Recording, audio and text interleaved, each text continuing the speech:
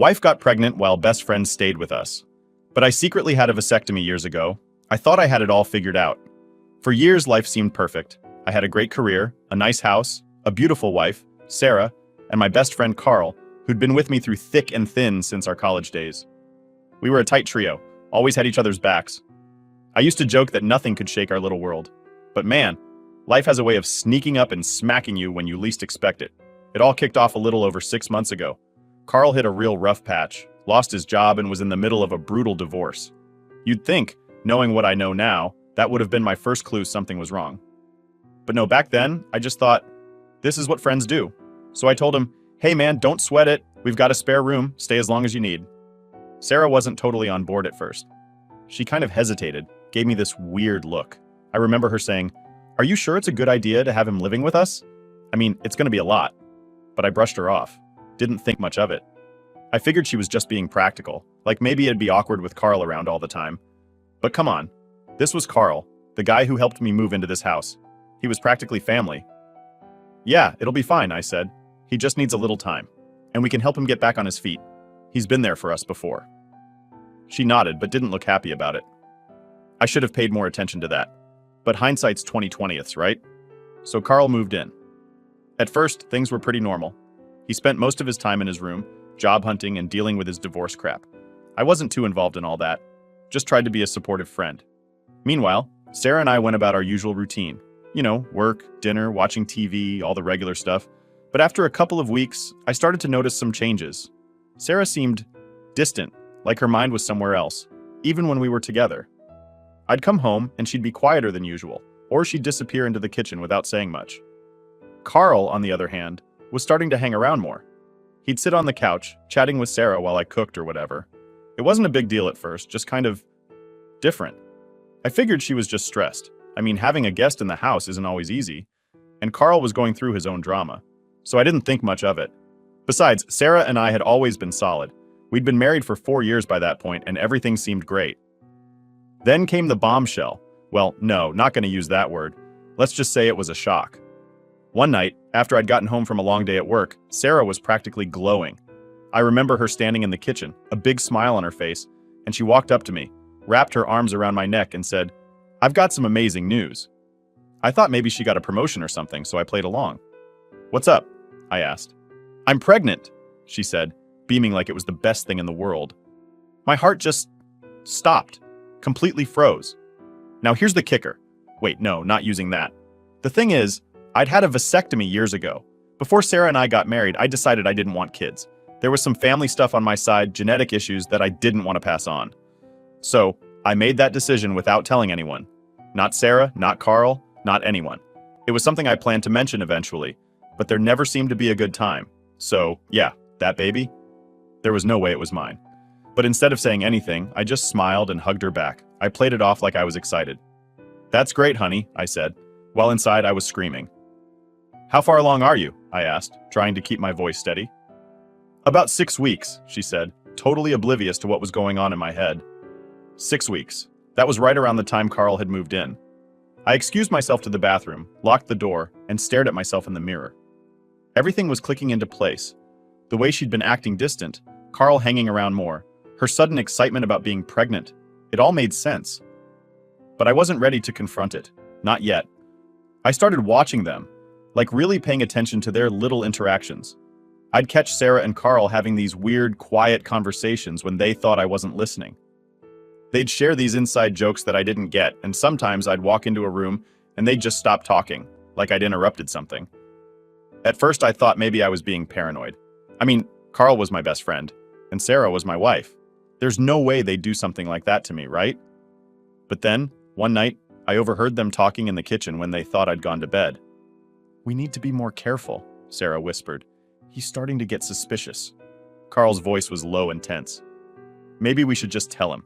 It's not fair to keep this up. No, Sarah snapped. Not yet. We need more time. I stood frozen at the top of the stairs, my heart racing.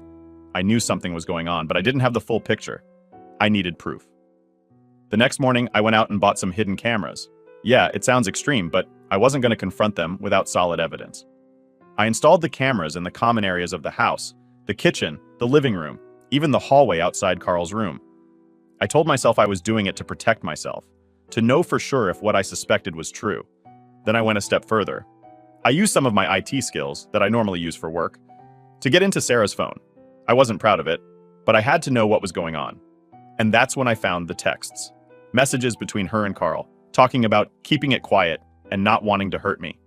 That was the moment it all became real. Over the next few days, I kept gathering evidence. I'd watch them on the cameras, see them getting closer when they thought I wasn't around. There were more texts, more little moments that made my stomach turn. It was like I was living in a nightmare. And the worst part was, I had to pretend everything was fine. I had to act like the happy husband while knowing that the two people I trusted most were betraying me behind my back. And that was just the beginning. After everything I had found, you'd think I would have gone off the deep end and just confronted them right there. But no, I decided to be patient. Too patient, honestly. I figured if I was going to blow up my whole life, I might as well make sure I had every single piece of proof first. I wanted them to squirm, to know they'd been caught with no way out. I started noticing more little things that I hadn't paid attention to before, like how Carl and Sarah would always manage to be in the same room whenever I wasn't around. If I was in the living room, they'd find some reason to be in the kitchen. If I was upstairs, suddenly they'd be downstairs chatting or watching TV. It was like they were drawn to each other, and I was just the extra in the background of my own life. The texts between them were getting bolder too. I saw Carl sending these late-night messages like, "Can't wait to see you tomorrow," or "Wish we didn't have to sneak around." And Sarah would reply with crap like, "Just a little longer," or "We have to be careful, he's smart." I had to laugh at that one. Smart? Clearly not smart enough if this had been happening right under my nose. One night, I stayed up late, pretending to be asleep in bed while I watched them on the cameras. It was around 11 p.m. when I caught them sitting on the couch together. They weren't all over each other or anything, but it was just off. Carl was sitting way too close, his arm on the back of the couch behind her head. Sarah was leaning in, like she was totally comfortable with him being in her space.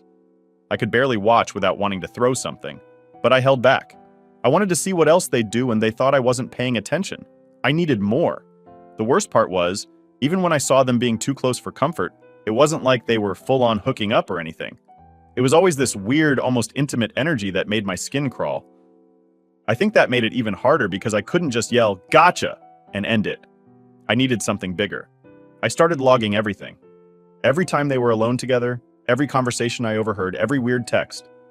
My phone became this secret journal where I documented their movements like I was tracking a crime. I felt sick half the time, but I just couldn't stop. Things got more intense when Sarah started talking more about the baby.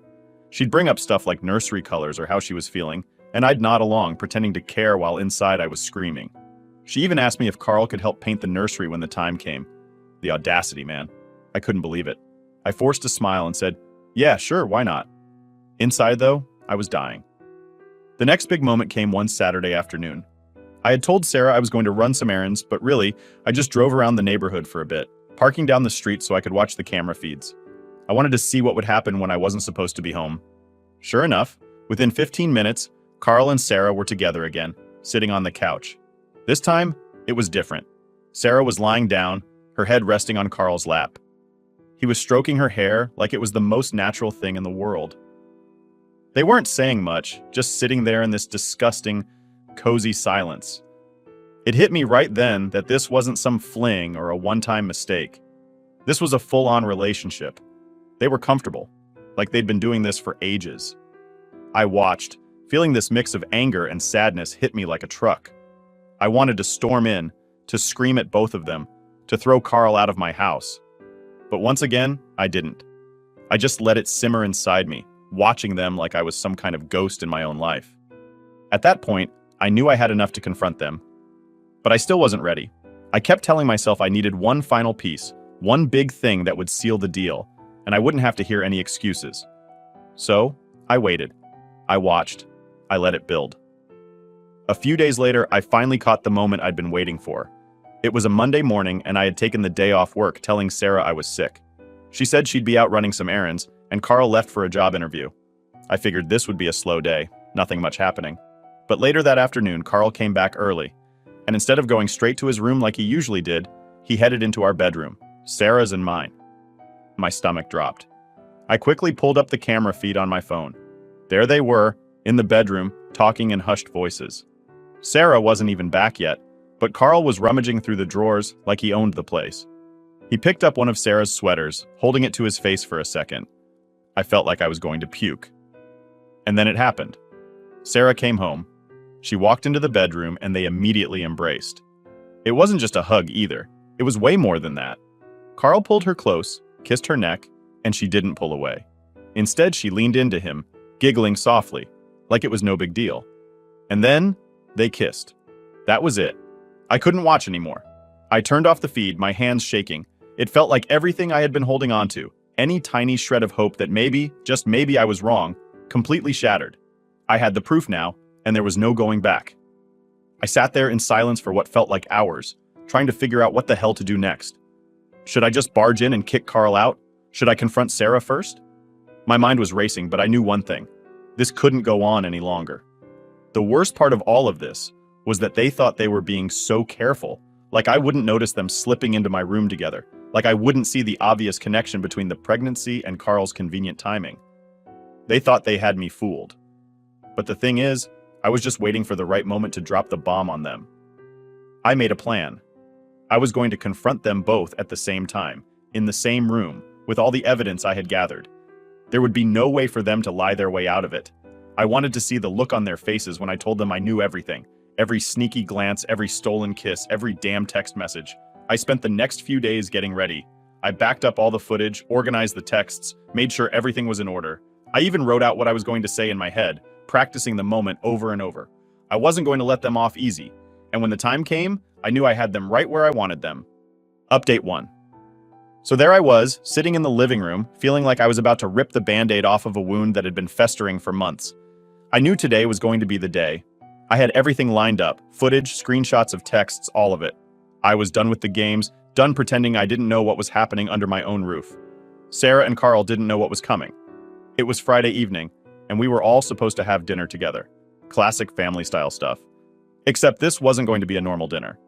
It was going to be the last meal we ever shared as this twisted little trio. I made sure I got home early to set the stage. I didn't want to look frantic or suspicious, so I kept it chill.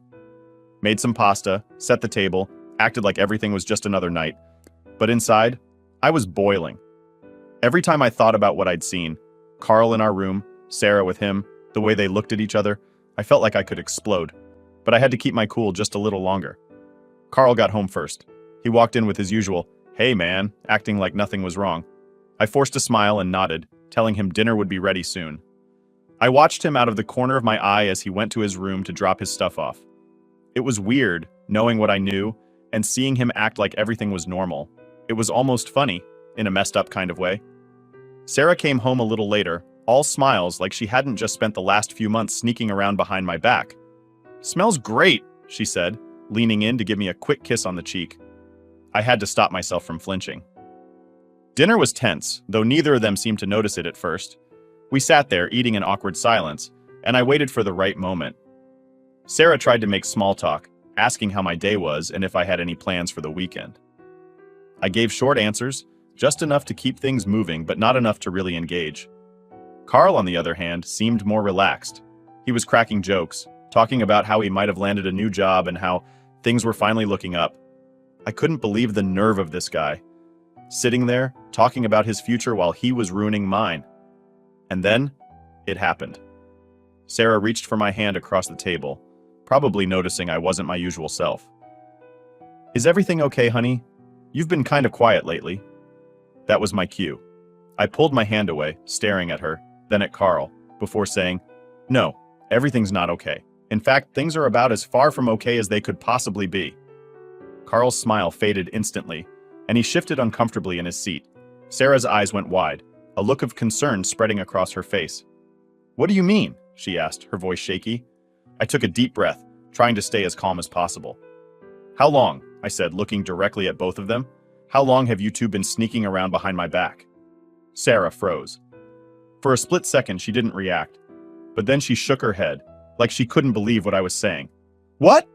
What are you talking about?" Carl, on the other hand, started to stammer, "Man, I don't..." But I cut him off. "Don't even try to deny it," I snapped, my voice rising. "I know everything. I've seen the texts, the videos, all of it." I pulled out my phone and tapped on one of the videos I'd saved, The one where they were sitting in the bedroom together, Carl's hand on her belly. I held it up so they could both see. Sarah's face turned white and her hand flew to her mouth. Carl just sat there, staring at the screen, completely frozen. Sarah started crying. "It's not what you think," she sobbed. "We didn't mean for this to happen." I laughed bitterly, shaking my head. "Not what I think? Really? You're going to tell me you didn't mean to sneak around behind my back? To betray me in my own house? Give me a break, Sarah." Carl finally spoke up, his voice low and shaky. "I'm sorry, man. I never wanted this. We just fell in love." "Fell in love?" I repeated, incredulous. "That's your excuse? You fell in love? And what, I'm just supposed to be okay with that? After everything I've done for you, Carl? I let you live here. I helped you when you had nothing. And this is how you repay me?" Carl hung his head, unable to meet my gaze. I know, I messed up. I never wanted to hurt you." "Hurt me?" I shouted, finally losing it. "You've done more than hurt me. You've destroyed everything." Sarah was still crying, trying to reach for me, but I pulled back. I couldn't even stand to look at her. "We were going to tell you," she said, her voice barely a whisper. "We just didn't know how." "Tell me what? That you've been sleeping with my best friend? That the baby you're carrying isn't mine?" Sarah looked up at me, confusion in her eyes. "What do you mean?" I took a deep breath, trying to calm the storm raging inside me. "Sarah," I said, my voice low, "there's no way that baby could be mine. I had a vasectomy years ago." The room went dead silent. Sarah's tears stopped, and she just stared at me like she couldn't process what I just said. Carl looked like he was about to be sick. "But how? Why didn't you tell me?" she stammered. I shrugged, feeling strangely calm now that everything was out in the open. I was scared. Scared of passing on bad genes. Scared of commitment. Scared of a lot of things. But that doesn't matter now, does it? Because you clearly didn't care enough to be honest with me either. Carl stood up suddenly, his chair scraping loudly against the floor. "I need some air," he muttered, heading for the door. "Oh no, you don't," I said, blocking his path. "You're not running away from this. We're going to sit here and talk this out like adults." And that's exactly what we did. For hours, we sat in that tense, broken room, picking apart everything. Every lie, every betrayal, every excuse. Sarah admitted she had felt something missing in our marriage for a while, and Carl had filled that void. Carl confessed that he knew it was wrong, but didn't know how to stop. By the time we were done, we were all emotionally drained. Carl packed up his stuff and left that night, promising to give us space to figure things out. Sarah retreated to the guest room, leaving me alone in what felt like the emptiest house I'd ever been in. But I wasn't done yet. Not by a long shot. Update 2. So after Carl packed his bags and left, it was just me and Sarah in the house, except it didn't really feel like home anymore. It was just this empty shell of what our life used to be. Everything looked the same, the pictures on the walls, the furniture we picked out together, but it all felt wrong, like I was living in someone else's life. The next morning, I woke up feeling completely drained. I hadn't slept much, obviously. How could I, knowing everything I knew now? I lay in bed for a while, staring at the ceiling, trying to wrap my head around what had happened. It felt like I was in some kind of bad dream, but this was my reality now. Sarah was still in the guest room. I could hear her moving around, but she didn't come out to say anything. And honestly, I was fine with that. I wasn't ready to deal with her yet. I needed to think. I needed to figure out what the hell I was supposed to do next. By lunchtime, she finally came out. She looked rough, like she hadn't slept either. Her eyes were red and puffy, and she kept avoiding my gaze. "We need to talk," she said quietly, sitting down at the kitchen table. I nodded, sitting across from her. "Yeah, we do." She took a deep breath, her hands trembling a little as she folded them in front of her. "I'm so sorry," she started. "I never wanted to hurt you like this. It just happened." I stared at her for a moment, feeling this wave of anger rise up inside me. "It just happened?" I repeated, my voice tight. "Sarah, you didn't just trip and fall into an affair with my best friend. You made a choice." She flinched at that, but I didn't care. I wasn't about to make this easier for her. "I know," she whispered, tears filling her eyes again. "I know I messed up. I never meant for it to get this far. Carl was just... I don't know. He was there when you weren't." I felt my jaw clench. "What the hell does that mean?" She wiped her eyes, sniffling. "I don't know how to explain it. You've always been so... distant. Ever since we got married, it's like you've had one foot out the door. I didn't feel like we were really connecting anymore, and Carl, he noticed. He listened.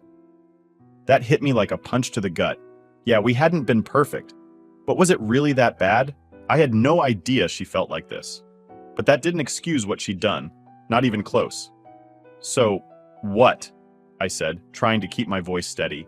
Instead of talking to me about it, you decided to cheat on me? You thought that would solve things? She shook her head. No, I didn't think. I was stupid, I was lonely, and Carl was there, and one thing led to another. I put my hand up, stopping her. I don't want to hear any more excuses.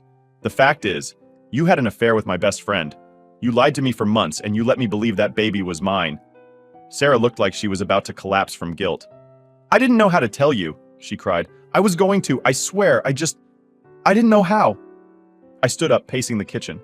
My mind was racing, trying to figure out what the next step was. I could feel the anger building again, but I didn't want to explode on her. I needed to stay calm. This was already a disaster, and I didn't want to make it worse. I don't know how we move forward from this, Sarah, I finally said, turning to face her. I don't even know if I want to. You and Carl, this wasn't some fling. You made the choice to betray me over and over again. And that baby? You let me believe it was mine. How the hell do you come back from that?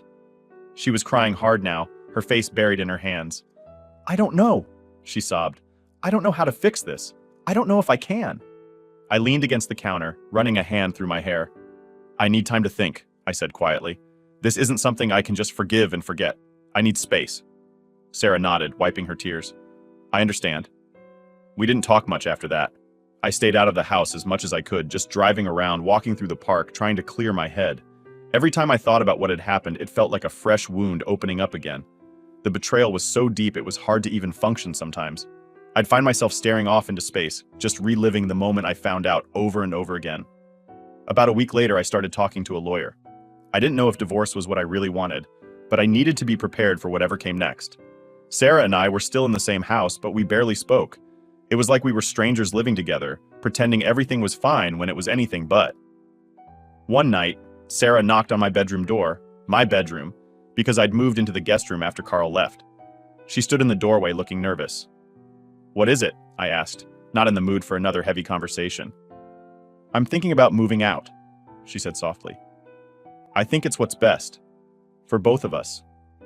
I wasn't expecting that, but at the same time it made sense. We couldn't keep living like this, tiptoeing around each other in a house that was filled with so much tension. Where will you go? I asked. My sister's for now, she replied. Just until I figure things out. I nodded. Okay, maybe that's for the best. The next few days were strange, watching her pack up her stuff, knowing she was leaving, but not really feeling any relief. Part of me thought I'd feel better once she was gone, but it didn't. It just felt final. Like the life we had built together was officially over, and there was no going back. When she finally left, the house was dead silent. No more footsteps in the hall, no more awkward conversations. Just me, alone. I sat on the couch, staring at the empty room, wondering how the hell my life had come to this. I knew I had a long road ahead of me. I wasn't sure if I was ready to walk it, but I didn't have much choice. This was my new reality, and I had to figure out how to move forward.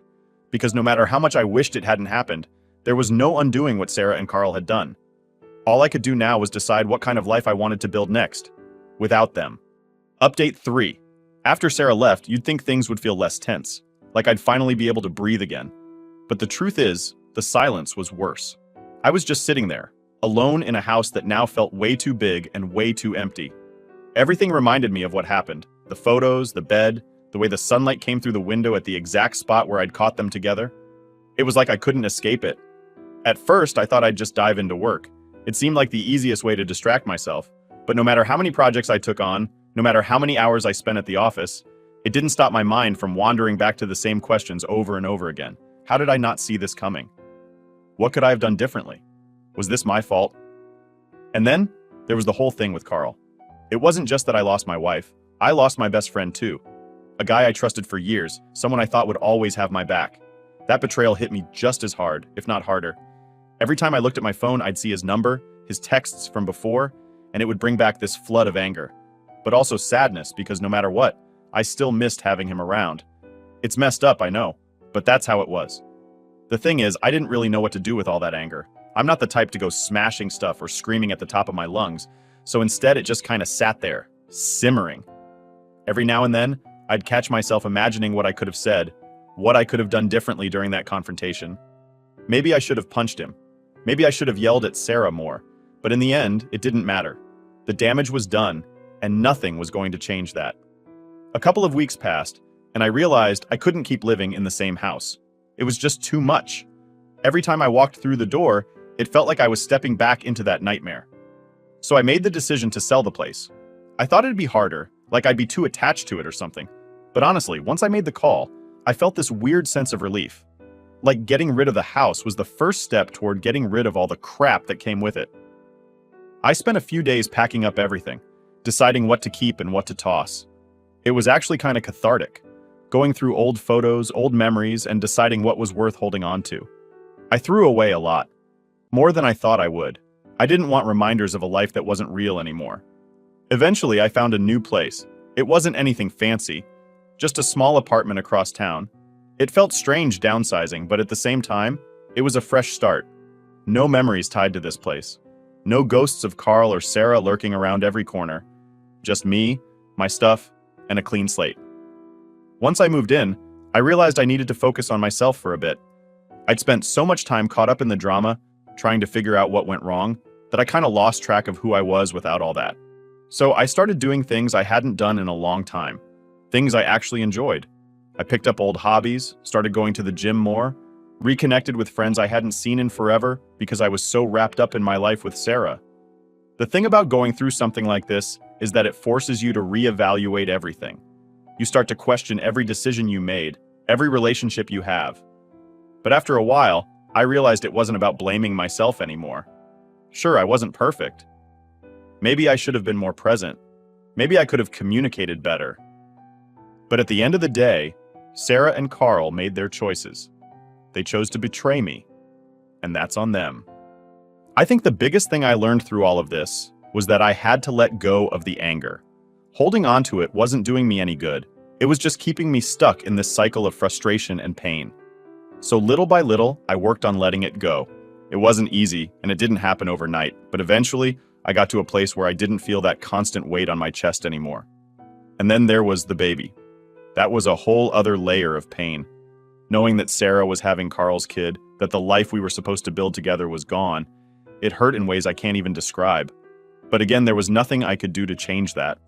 I had to accept it and move on. I couldn't be stuck mourning a future that was never going to happen. Months went by, and I started to feel like myself again. Not the same person I was before all this happened, but maybe a better version of myself. Stronger, more aware of what I wanted and what I deserved. I started setting boundaries with people, not letting anyone take advantage of my kindness or my trust anymore. It felt good to reclaim control of my life. Sarah tried reaching out a couple of times after she moved out, but I didn't respond. There wasn't anything left to say. She made her choices, and I wasn't interested in reopening those wounds. As for Carl, he didn't even bother trying. I guess he knew there was no coming back from what he did. One day, I got a call from one of our mutual friends, saying that Carl and Sarah were still together, trying to make a go of it as a couple. I didn't feel anything when I heard that. No anger, no sadness, just indifference. They were someone else's problem now. Looking back, it's crazy how much my life changed in such a short amount of time. But I think in the end, it was for the best. I didn't deserve what they did to me. But I also didn't deserve to live in that toxic situation any longer than I had to. Now I'm focusing on the future, my future. I'm not sure what it holds, but for the first time in a long time, I'm excited to find out. I'm not weighed down by secrets, lies, or betrayals anymore. I've got a clear path ahead, and that feels pretty damn good. So yeah, life threw me into a situation I never saw coming, but I came out on the other side. And if there's one thing I learned, it's that sometimes the hardest thing to do is the best thing for you. Letting go of people who hurt you, moving on, and choosing to live for yourself, that's where real strength comes from. And that's what I'm doing now, living for me.